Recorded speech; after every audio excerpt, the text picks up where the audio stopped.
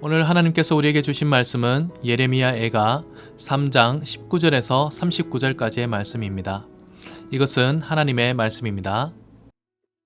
내 고초와 재난, 곧 쑥과 담즙을 기억하소서.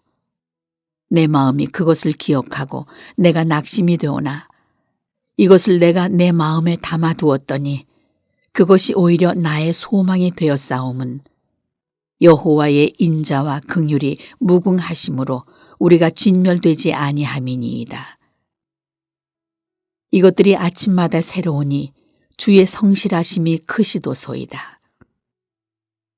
내 심령에 이르기를 여호와는 나의 기업이시니 그러므로 내가 그를 바라리라 하도다. 기다리는 자들에게나 구하는 영혼들에게 여호와는 선하시도다. 사람이 여호와의 구원을 바라고 잠잠히 기다림이 좋도다. 사람은 젊었을 때 멍에를 매는 것이 좋으니 혼자 앉아서 잠잠할 것은 주께서 그것을 그에게 메우셨음이라. 그대의 입을 땅의 티끌에 댈지어다. 혹시 소망이 있을지로다. 자기를 치는 자에게 뺨을 돌려대어 치욕으로 배불릴지어다. 이는 주께서 영원하도록 버리지 아니하실 것임이며 그가 비록 근심하게 하시나 그의 풍부한 인자하심에 따라 긍휼히 여기실 것임이라.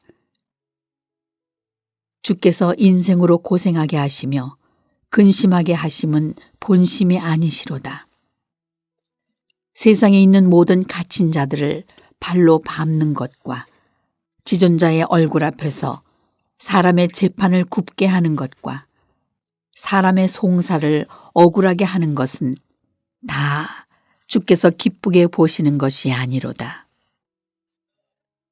주의 명령이 아니면 누가 이것을 능히 말하여 이루게 할 수 있으랴.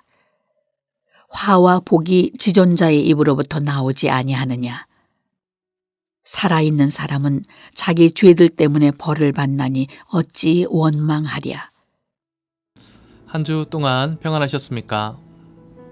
요즘 성도님들의 생활은 어떻습니까? 하나님 은혜 가운데 평안하십니까? 아니면 어렵고 또 힘든 고난 속에 계십니까? 오늘 말씀은 하나님이 허락하셨던 삶의 고난, 또 어려운 상황에 대해서 말하고 있습니다. 예레미야는 이스라엘의 멸망에 대해서 예언했던 예언자죠.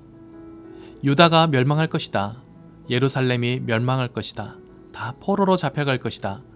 그 예언을 하면서 예레미야는 사람들에게 숱한 고난을 받고 또 비난을 받았습니다. 하지만 결국 예레미야의 그 예언대로 예루살렘은 멸망하게 되었고 수많은 고위 관직자들은 이제 포로로 잡혀가게 되었습니다. 그런 상황을 놓고 예레미야는 이 애가를 쓴 것입니다. 오늘 말씀 19절 20절에 보면 내 고초와 재난 곧 쑥과 담즙을 기억하소서 내 마음이 그것을 기억하고 내가 낙심이 되오나 라고 하고 있습니다. 예레미야는 말씀을 전할 때에도 그렇게 힘들었으나 정작 그 말씀대로 하나님이 응답하셔서 이 나라에 큰 고난이 오게 되자 더 낙심이 됩니다. 우리에게도 그런 상황이 있습니다. 고난이 올 것이 뻔히 예상이 되는 고난이 있습니다. 어려움이 있습니다. 그것을 예상하고 있는 동안에도 우리는 괴롭지만 실제 그 고난과 어려움이 우리에게 닥쳐오면 또 낙심이 됩니다.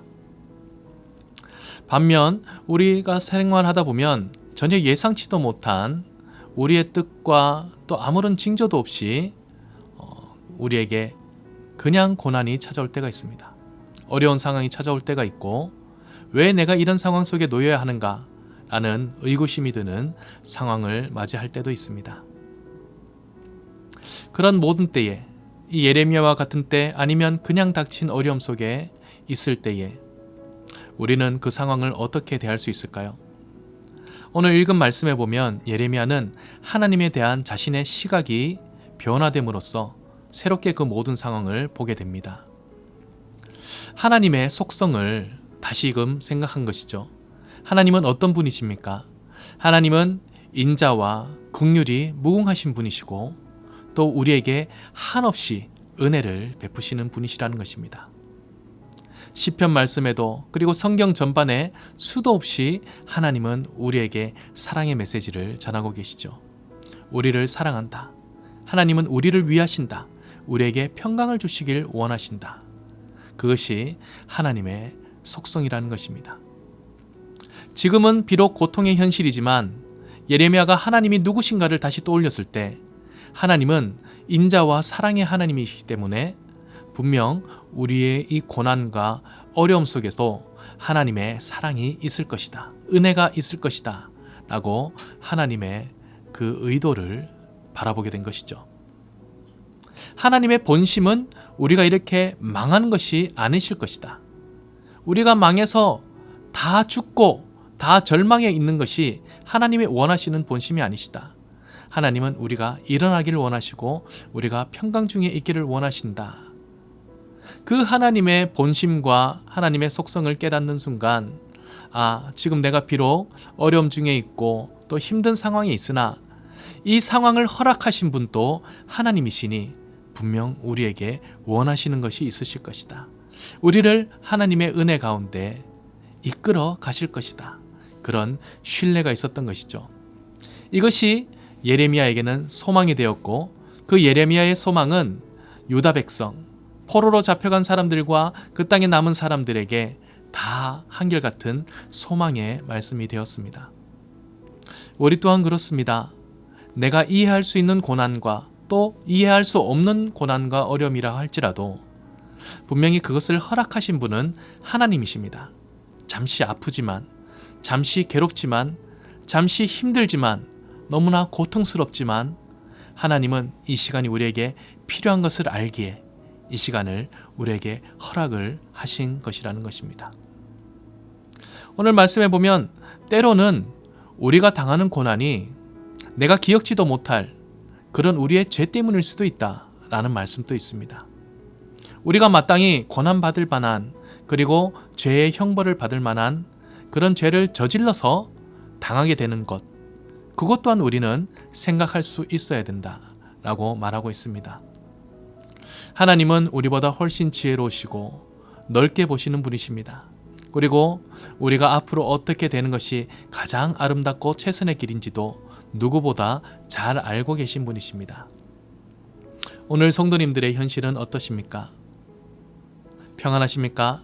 아니면 고난과 어려움의 상황 가운데 있습니까?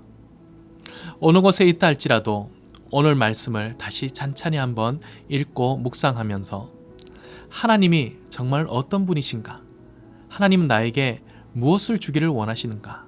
그리고 나는 그런 하나님에 대한 믿음과 소망을 갖고 어떻게 이 시기를 잘 살아갈 수 있을까? 라는 것을 생각할 수 있는 귀한 시간이 되었으면 좋겠습니다. 우리 함께 같이 기도하도록 하겠습니다. 하나님 아버지, 오늘 예레미야 애가 3장 말씀을 통해서 우리가 절망 가운데 있다 할지라도 소망을 주시는 하나님에 대해서 함께 살펴보았습니다. 아버지 하나님, 우리에게 예상되는 고난과 때론 생각지도 못한 어려움이 찾아올 때가 있습니다. 때로는 우리의 죄의 결과로 당연히 감내해야 될 그런 고난과 고통의 시간도 있습니다. 하지만 그 모든 것 가운데 하나님이 우리를 향한 본심은 우리가 평안해지고 또 하나님의 사랑과 평강 속에 거하는 것을 원하신다는 것, 자비와 인자하심의 하나님이라는 것 우리가 기억하게 하여 주시옵소서. 그래서 고난 가운데서도 소망을 갖고 살아갈 수 있는 우리가 될 수 있도록 힘과 믿음을 다하여 주시옵소서.